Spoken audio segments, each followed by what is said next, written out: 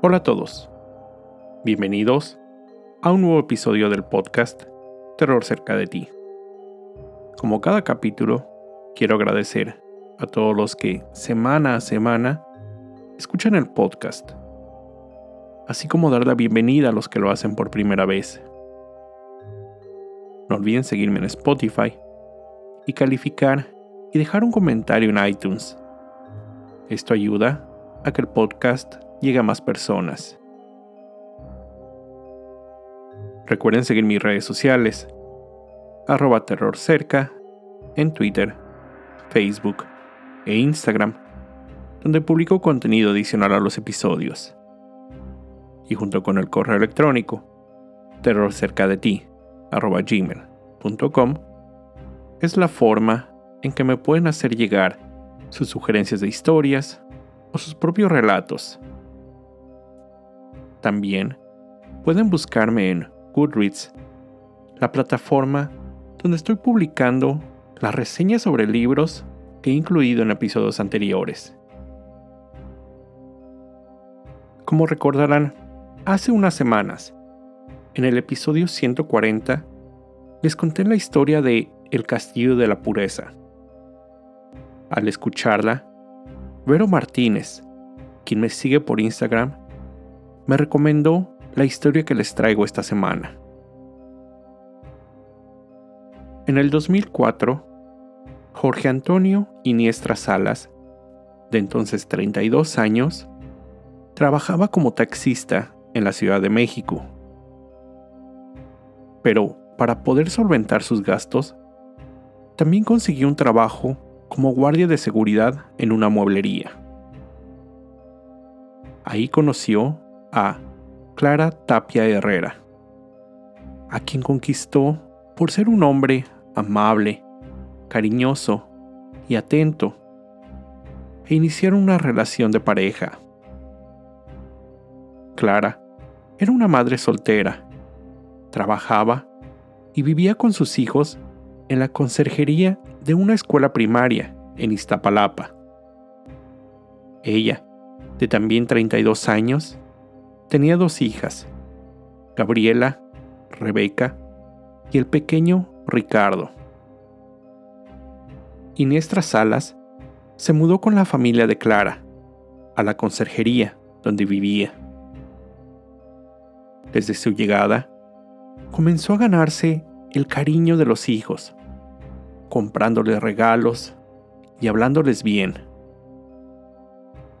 Después, él le dijo a Clara que él llevaría el control de los ingresos de la familia, ya que, según Jorge, contaba con conocimientos de contabilidad. Poco a poco, su actitud fue cambiando. Inició con agresiones verbales contra los hijos, además de mostrar una actitud controladora y manipulativa.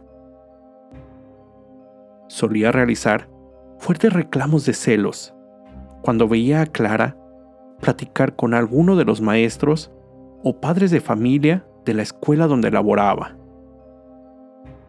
Clara comenzó a alejarse de la gente cercana a ella, amigos y familiares.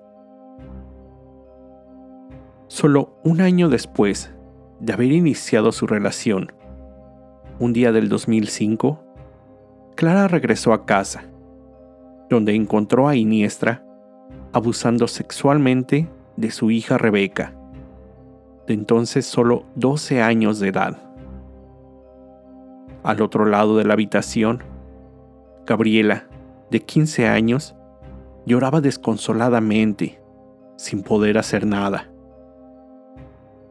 En este momento, es imposible saber qué pasó por la mente de Clara, ya que, a pesar de saber que la persona que ella amaba cometió un terrible acto contra su hija, no hizo nada. Ella se había formado la idea que Iniestra era una persona superior, preparada. Ella cumplía ciegamente cualquier instrucción que él le diera. Esto dio pie a que las acciones de Iniestra solo fueran en aumento. En el 2006, Iniestra prohibió que las jóvenes salieran del domicilio. Incluso tapó todas las ventanas de la habitación con madera. Mantuvo presas a las hijas de Clara en su propio hogar, con el argumento de protegerlas, ya que, según él, cito, todas las mujeres eran unas locas. Mientras ellas se encontraban reclusas, Jorge obligaba a Ricardo, de 13 años, a vender cartón y chicles en la calle y llevarle todo el dinero. En los días que no lograba vender lo mínimo que él exigía, lo golpeaba fuertemente. Ese fue solo el inicio de la pesadilla.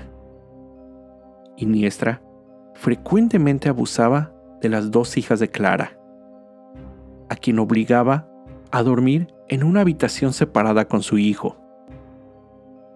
Las jóvenes dormían en un colchón enmohecido en un rincón. Clara declaró después, cito, él nos hizo creer que esto era normal, que yo estaba siendo demasiado dramática por pensar que mi vida estaba mal. Agregó que Iniestra usaba el argumento que, ya que pertenecía a la clase media, ese estatus le permitía tener a más de una mujer viviendo con él. Había días en que Clara ni siquiera podía ver a sus propias hijas, quienes estaban completamente aisladas del mundo en una habitación. Iniestra creó un sistema de puntos. Cuando Clara lograba acumular 100 puntos por obedecerlo, le era permitido ver a sus hijas por cortos periodos de tiempo. Ella vivía en completo terror y bajo el yugo de Jorge, a quien le había entregado todos sus ahorros y su tarjeta de débito. Clara era castigada, además de no poder ver a sus hijas, siendo limitada en sus alimentos. Un testigo declaró después que en una ocasión vio a la mujer sacando desperdicios de la basura para comer.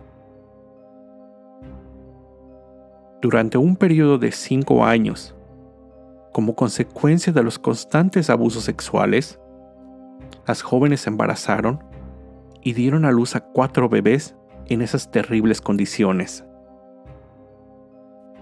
De alguna forma, esta situación pasó desapercibida por las autoridades de la escuela donde vivían. Sin embargo, sí se presentaron algunas quejas, pero ninguna suficiente como para que la policía o alguien de la escuela fuera a comprobar alguna de estas. Debido al riesgo que Iniestra fuera descubierto, en el 2009 decidió tomar a las hijas de Clara y sus hijos y llevarlos a vivir a casa de su mamá. Esta casa se ubicaba en un barrio pobre de la misma zona de Iztapalapa, donde además vivían otras 16 personas más. En ese lugar, Jorge impedía que Clara viera a sus hijas y a los niños que había engendrado, si no cumplía con sus exigentes demandas. La madre de Jorge y sus hermanos le ayudaban a cuidar que ninguno de ellos escapara. Rebeca y Gabriela sufrían los mismos tratos que su madre, alternando actos de cariño y violencia constantemente. Les decía que su madre las había abandonado, además de mantenerlas bajo un estricto control. Incluso les ponía limitaciones en su aseo y cuándo podían ir al baño. A los pocos meses de llegar a esa casa, Rebeca, de entonces 17 años, vio que una de las ventanas de su habitación estaba abierta, por lo que se asomó e intentó pedir ayuda. Jorge, al darse cuenta de esto, entró en un ataque de locura. Golpeó terriblemente a Rebeca hasta que la joven perdió la vida. Él intentó revivirla, sin resultado. Desesperado, tomó a la menor de los bebés que había procreado, Ashley, de solo 3 meses de edad, y se la puso en el pecho del cuerpo de la joven. Pero fue tal la presión que la bebé murió asfixiada. Iniestra enterró los cuerpos debajo de la cama donde dormía Gabriela, la otra joven, con el resto de sus hijos. Sin embargo, el olor de los cuerpos en descomposición era cada día peor, por lo que Jorge le pidió a su hermano lo ayudara y sacar los cadáveres. Entre los dos, llevaron los restos y los tiraron en la carretera México-Puebla. Las autoridades encontraron los cadáveres, algo que inició una investigación, pero que no llegó a ningún lado. No fue hasta junio del 2011, cuando Clara, apoyada por su hermana, decidió acudir ante las autoridades y presentar una denuncia contra Jorge. Sin embargo, la policía llegó al domicilio de la familia de Iniestra hasta septiembre, donde encontraron a todos viviendo en terribles condiciones. Gabriela, con 4 de los hijos que su padrastro había procreado, en ese entonces de 2, 4, 5 años, y el más pequeño de solo 3 meses de edad. Las autoridades detuvieron a Jorge y a varios miembros de su familia. Al ser detenido, Iniestra culpó a Clara, diciendo que ella misma permitía que él abusara de sus hijas. Esto llevó a que ella también fuera arrestada como cómplice de los delitos. Clara siempre se defendió ante estas acusaciones, diciendo que no presentó una denuncia antes, ya que Jorge la había amenazado de muerte si intentaba algo. El caso se dio a conocer rápidamente. La opinión de la gente se dividió sobre la culpabilidad de Clara.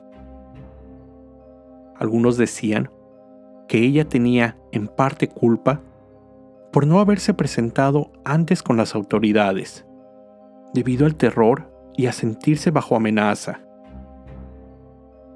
Otros decían que ella era cómplice en los delitos del hombre y exigían que fuera a la cárcel.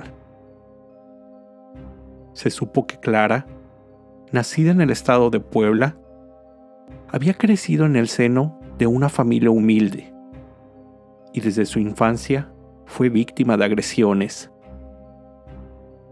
Al crecer, empezó una relación amorosa, de la que nació Gabriela. Su entonces pareja le impidió continuar con sus estudios de enfermería. Su segunda pareja, padre de Rebeca y Ricardo, resultó ser un hombre alcohólico que por más de 11 años también la agredió. De nuevo, estas no son justificaciones, son solamente hechos sobre la vida de Clara, quien no conocía otra forma de relación que no fuera violenta.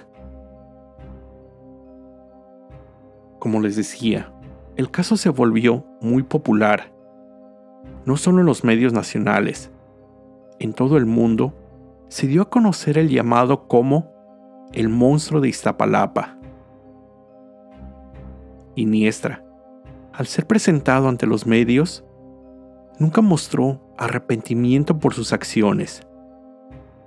Incluso, siempre llevaba una expresión de alegría, de burla. Llegó a declarar, cito, "No podría considerarme loco. Cínico, a lo mejor sí".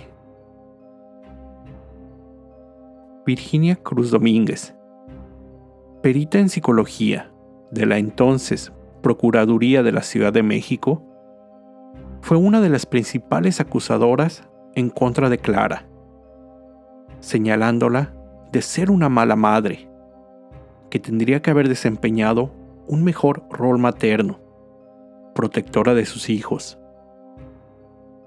Cruz Domínguez ignoró completamente que Clara también había sido víctima de agresiones y violaciones, sujeta a maltrato físico y psicológico durante todos estos años.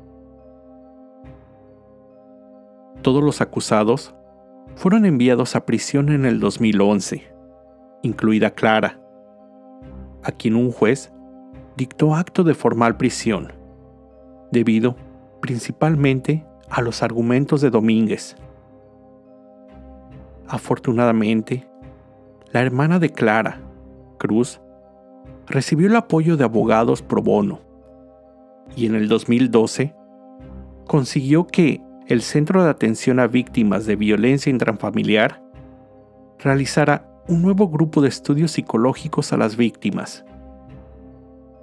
De este, resultó que Iniestra había generado, cito, "un proceso de indefensión y sumisión en Clara, vulnerando su sentido de identidad, dejándola sin voluntad ni vida propia". El juicio se llevó a cabo en el 2014.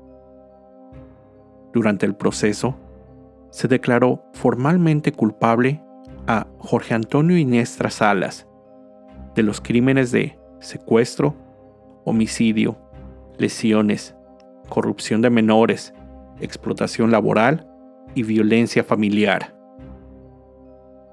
Como resultado, fue sentenciado a 241 años de prisión. Más tarde, ese mismo año, 2014, Clara, quien aún se encontraba detenida esperando su proceso, fue absuelta de los cargos, gracias al segundo estudio psicológico que le fue realizado, y salió libre del Centro Femenil de Readaptación Social de Tepepan. 3 de los familiares de Jorge fueron declarados culpables y sentenciados a penas de entre 18 y 21 años. En el 2016, la Comisión Capitalina de Derechos Humanos emitió una recomendación a la Procuraduría que mantuvo presa por 3 años a Clara, argumentando que los derechos humanos de la mujer fueron violados durante todo ese tiempo. Sin embargo, en un giro del destino, de los que tristemente tanto suceden en México, de acuerdo a una nota del portal Animal Político, en el 2021, la Comisión Nacional de Derechos Humanos nombró a Virginia Cruz, acusadora de Clara, como titular de la Coordinación de Intervención Pericial. Iniestra se encuentra aún en prisión cumpliendo su pena.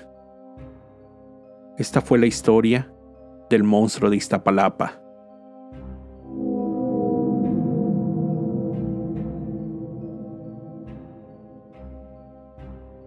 Antes de terminar con el episodio de esta semana, quiero contarles brevemente sobre una serie que vi hace unos días. Yellow Jackets, disponible en Showtime. Fue estrenada a finales del 2021 y cuenta con 10 episodios. El primero de estos salió el 14 de noviembre y el último recientemente el 16 de enero. La serie sigue la historia de un equipo de preparatoria femenil de fútbol, quienes, después de ganar el torneo estatal, toman un vuelo que las llevará de New Jersey hasta Seattle para disputar el torneo nacional. En el camino, el avión sufre un accidente y cae en las montañas en la región de Oregon. Las jóvenes, desoladas y sin experiencia para sobrevivir en esas condiciones, se verán enfrentadas a un sinfín de problemas. Pero lo que hace muy interesante a esta serie es que la historia se desenvuelve en dos épocas, cuando las jóvenes sufren el accidente y en el presente, donde las sobrevivientes tienen que ajustarse a una vida, tratando de sobrellevar las horribles experiencias. Cada episodio dura 1 hora. Cuenta con las actuaciones de Melanie Lynskey, quien actuó en la serie Castle Rock, pero tal vez es más popular por el papel de Rose en la comedia 2.5 Men. Yellow Jackets cuenta también con la participación de Juliette Lewis, quien entre su amplia carrera, incluida una nominación al Oscar por Cabo de Miedo, también la encontramos en Asesinos por Naturaleza, Del Crepúsculo al Amanecer, entre muchas otras. Además, cuenta con la actuación de Christina Ricci, quien sobra mencionar sobre su carrera. También, la serie cuenta con jóvenes actrices, quienes desempeñan la primera parte de la historia y hacen un muy buen papel. Yellow Jackets me recordó, por obvias razones, a el libro El Señor de las Moscas, la película y libro de Viven, que cuenta una historia similar, y también un poco a la serie de Lost. Les recomiendo mucho que vean esta serie. Recuerden, Yellow Jackets en Showtime.